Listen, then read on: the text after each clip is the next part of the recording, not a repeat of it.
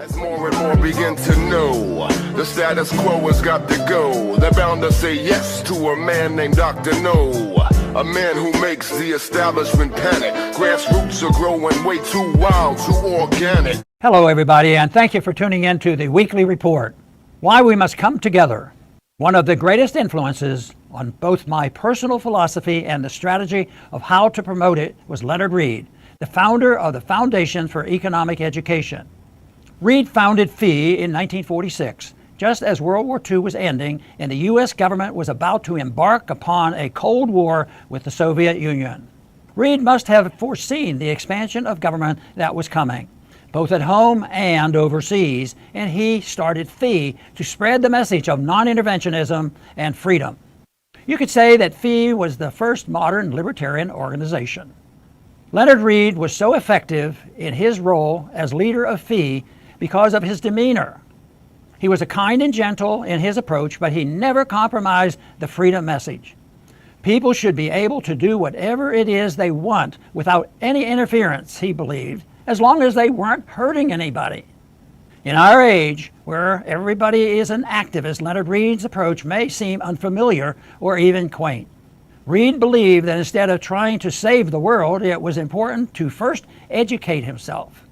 Read, study, understand the message so you can accurately and convincingly pass it on to somebody else. Perhaps one of the most important ways Leonard Read believed to convey the message of freedom was for like-minded people to get together. Getting together, especially at his legendary events at the FEE headquarters in Irvington, New York, was the best way to educate ourselves, educate others, and share ideas on how to spread the message. When we come together with like-minded people, we learn from the speakers, but we also help each other perfect our message. And we also make important contacts that help us create our network. When I founded my Institute for Peace and Prosperity 10 years ago this year, I did my best to incorporate Leonard Read's approach.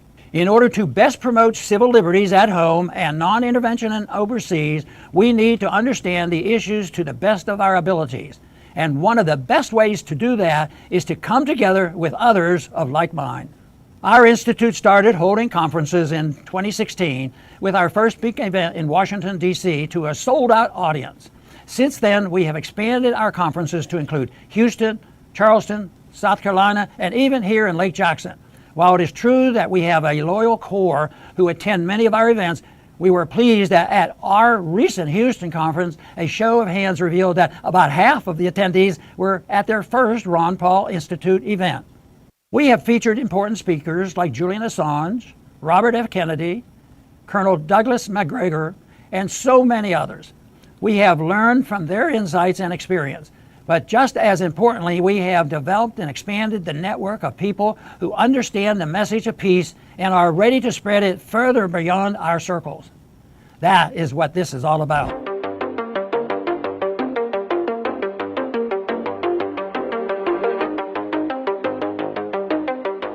All right, the first story at the top of antiwar.com today. Russia says that the U.S. was complicit in a drone attack on Moscow. So the Russian Foreign Ministry said Tuesday that Ukrainian drone attacks on Moscow and other areas inside Russia would not be possible without support from the U.S. and NATO. The comments came after there was a drone attack on Moscow. The Russian military said that it downed 5 drones and there were no casualties reported. So the Russian Foreign Ministry said, quote, "These attacks would not be possible without the help provided to the Kiev regime by the U.S. and its NATO allies. Russia claims that the U.S. and NATO were training drone operators and providing the necessary intelligence for the drone attack." So, it's not exactly clear how involved the U.S. is with these drone attacks. We don't know if the Russian claims are true. But again, there's that reporting. And, I have a hunch that the U.S. probably is helping them out to some extent here. So another thing to keep in mind here, as Ukraine was, accusing Russia of plotting to blow up this nuclear power plant, Lindsey Graham and Richard Blumenthal introduced legislation in the Senate that would declare Article 5 of the NATO treaty, which outlines mutual defense, would be triggered if Russia destroyed a nuclear facility and radioactive contaminants dispersed into NATO territory. And we know from the way, the media and Congress reacted to, Nord Stream, the Kakhovka dam, which we don't really know what happened in that situation. We don't really know what happened with Nord Stream either, but we do know with Nord Stream, it definitely wasn't Russia. That's pretty clear.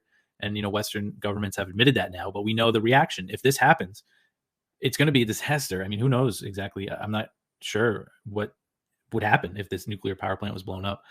And the latest thing here, the Wall Street Journal reported on Tuesday that the U.S. is looking to restrict Chinese companies' access to cloud computing technology in a move that would further strain ties between Washington and Beijing.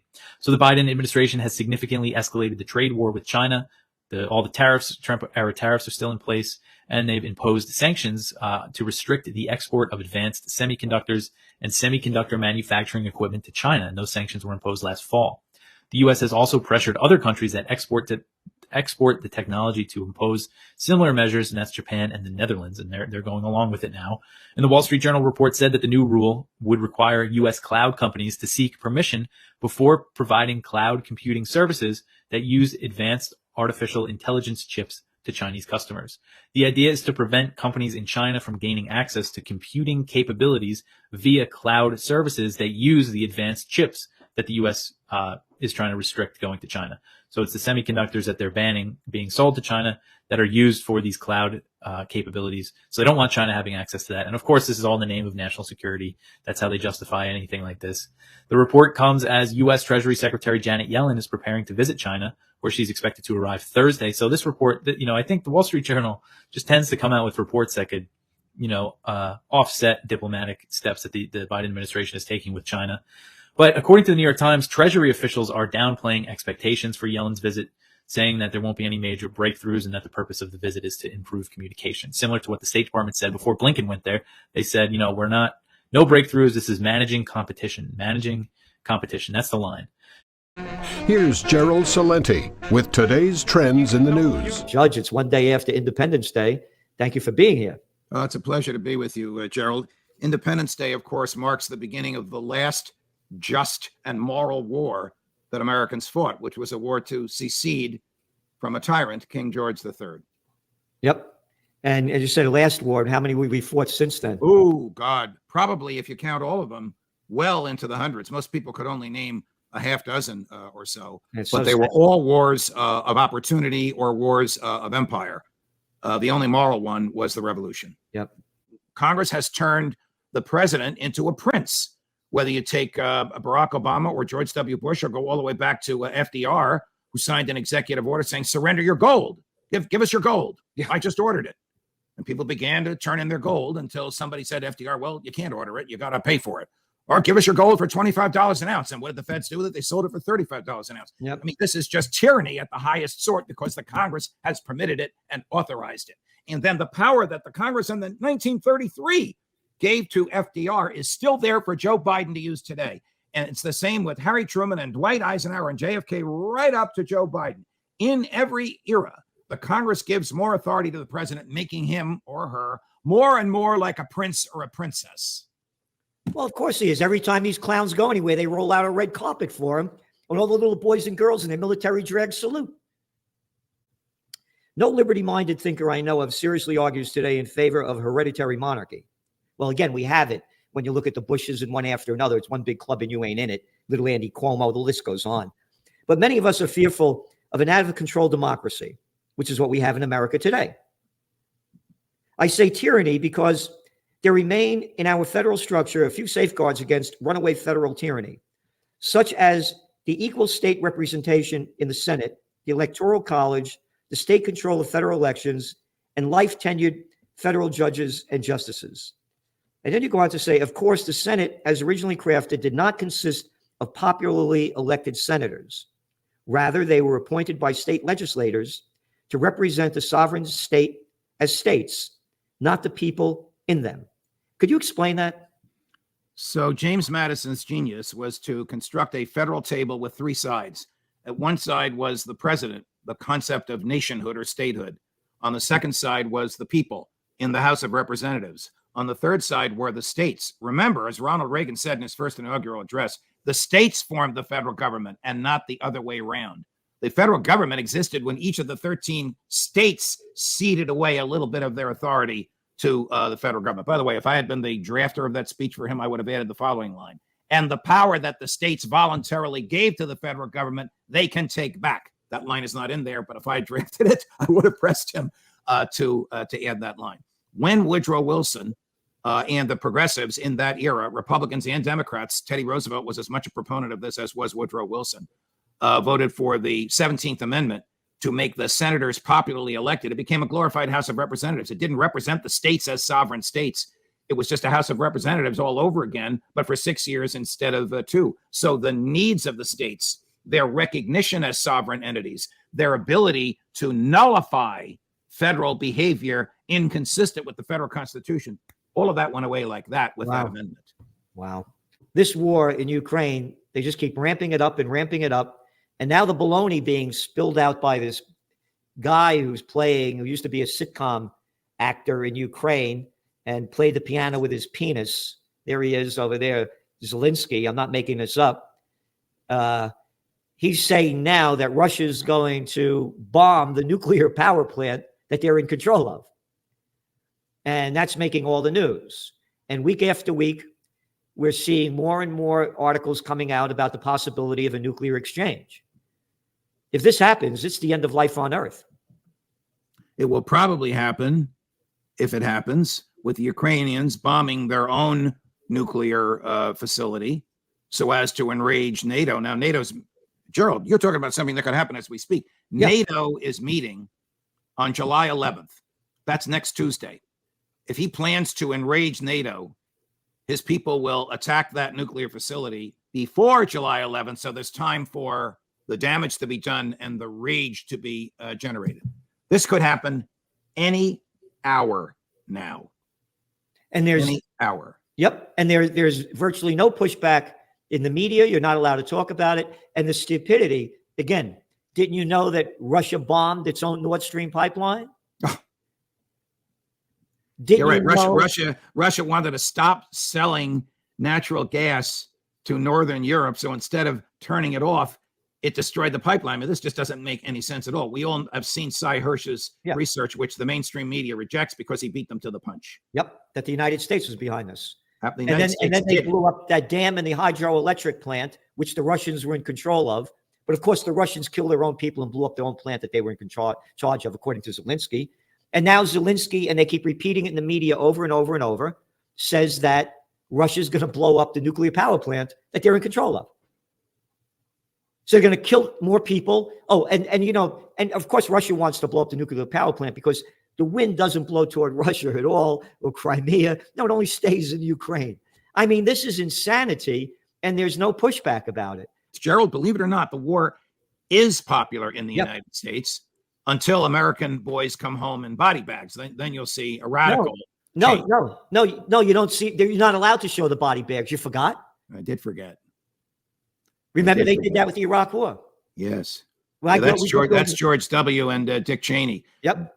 Under the First Amendment, the media can take pictures of whatever it wants, which are not allowed on a military base when those coffins are coming out of the cargo planes. No cameras there. Yep.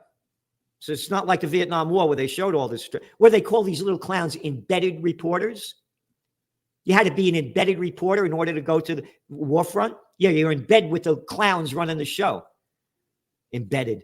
And so what I'm saying is that the people have no idea what's going on, how dangerous this is, and how we are on the cusp of nuclear destruction. Right. All because of the empire building bellicose attitude in the United States State Department, which has been there since 1947, which was instigated by Harry Truman, who in 1963 condemned what the State Department and the CIA became. And by then, the elites wouldn't listen to him. He's just a withered old man who died a few years later. Yeah. I'm not a fan of Truman at all. No. I think the atomic bombs, dropping the atomic bombs made him a mass murderer. But he did live to regret and to condemn what he started in 1947 with the CIA. Yeah. Your daily dose of liberty education starts here. The Tom Woods Show. And the funny thing is, if you double click in it, the system's doubly senseless because there's actually, at least as of 2004, Henry Louis Gates Jr., who was a professor at Harvard at the time that you and I were both there, found that a majority, up to potentially 2/3 of Black Americans who Harvard admitted were not descendants of slaves, which is supposedly the justification for the corrections to systemic racism rooted in slavery that affirmative action was supposed to correct for. They were descendants of immigrants, people like my parents as well. But the way we actually solve for it is literally it's a system that says you look like someone to whom a bad thing once happened, so we'll reward you. And you look like someone who once did a bad thing, and therefore will penalize you. If you go in that direction, The possibilities are endless. There's about 1 million European slaves who were enslaved by Barbary pirates. That is not quite as many as passed the transatlantic trade, but even more who did pass the slave trade into the Middle East. And so Chinese Americans who laid railroads as forced labor in this country, Japanese Americans who were interned, Jewish Americans who have been discriminated against by many institutions ranging from Harvard. We then enter the oppression Olympics, the victimhood Olympics. And I think there is no winner in America's victimhood Olympics. America loses in the end. Maybe China wins, you could argue, because they don't play these games over there. But the reality is restoring colorblind merit is absolutely the way that we thrive as a society. You also, in this context, commented on the Espionage Act and what your posture is in connection with that. So can you take a minute to talk about that? Yeah, this is one of the most un-American statutes ever passed. It was in 1917, passed and signed into law by Woodrow Wilson, the godfather, I will call him, of the administrative state. A lot of people don't know that. It was a law literally passed to silence political dissent, specifically anti-war dissent, during World War I. It was used to round up hundreds of anti-war activists who were imprisoned. Eugene Debs was put into prison for criticizing the Espionage Act itself. Keep in mind, this is the same statute that is now being used to lock up political opponents of a different persuasion. I mean, Julian Assange has suffered at the hands of this statute. Now it's Donald Trump suffering at the hands of this statute. What I've said is that I would demand that Congress repeal it. And in the meantime, one of the things about my presidential candidacy is I won't make any promises that are contingent on Congress acting. The promises that I make, the commitments that I make, the efforts, there will be best efforts to use my authority as an executive to do what an executive is already legally empowered to do. What's the executive legally empowered to do? I will instruct the Department of Justice not to enforce the Espionage Act, which I view as unconstitutional as it exists today. So that gives you a taste of how I think about restoring justice in the Department of Injustice, which is what it is today, to actually turn it into a name that befits it, the Department of Justice itself.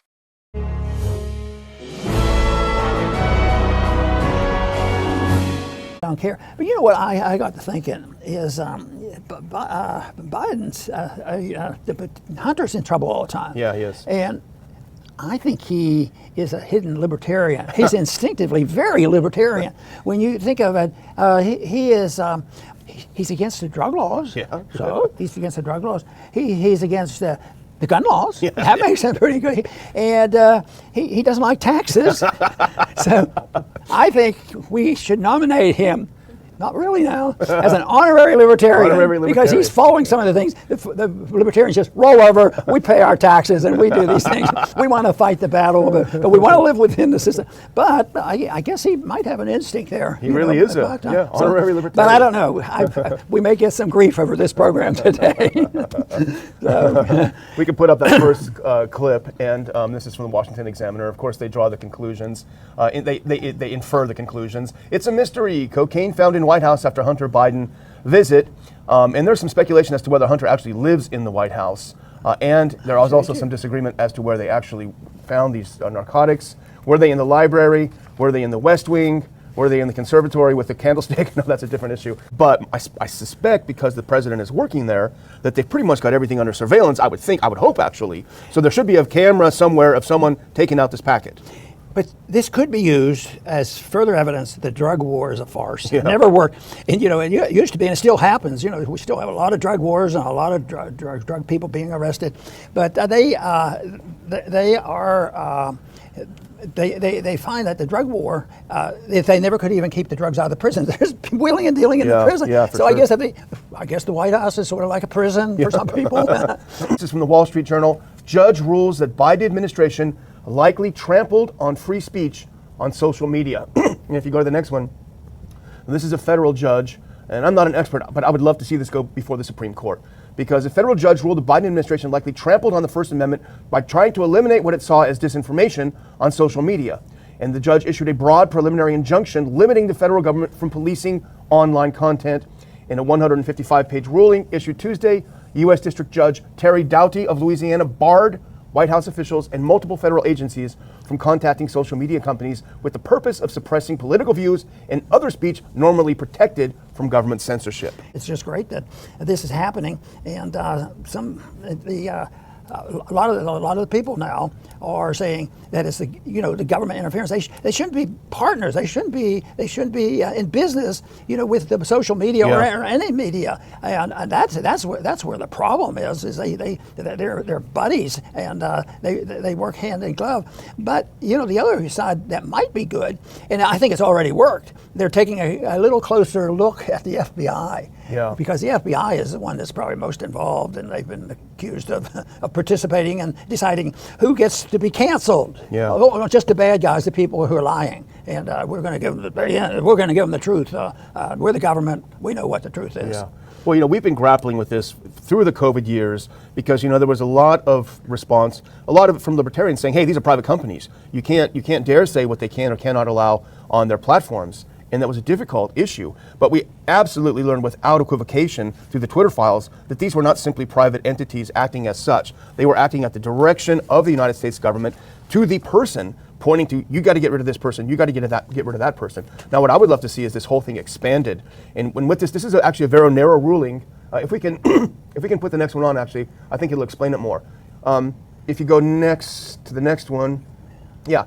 The judge's injunction came in a lawsuit led by Republican attorneys general of Missouri and Louisiana, who alleged that the Biden administration fostered a sprawling federal censorship enterprise. Now, we know some of the people who brought this lawsuit, Jay Bhattacharya, the guys around the Great Barrington Declaration, because they all found themselves censored during COVID, cut out of social media, kicked off. So they brought this lawsuit. And I think it's very, very important that they won. But I think it needs to be expanded rather than singling out, okay, you can't talk to the social media, you and the Biden administration, or the Biden administration whatsoever. I would love to see it go to the Supreme Court and say federal officials, full stop, cannot interfere in these private companies, telling them what they can or can't do with free speech. To me, it's interesting that it wasn't a political challenge to free speech that elicited this case.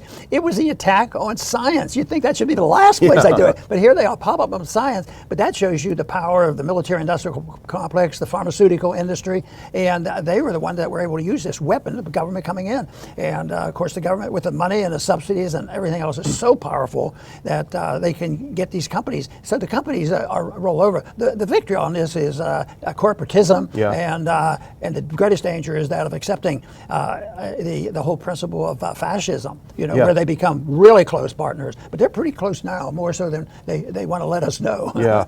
Well, I didn't know this just before, but I really admire some of these statements that he made in his ruling. If we can skip ahead to the one that starts, the evidence thus far, skip ahead to that clip. Now, this is from the Zero Hedge write-up of the ruling. And this just shows a lot about the thinking of the judge. Now, here's one of the things he wrote in his ruling. Quote, the evidence thus far depicts an almost dystopian scenario.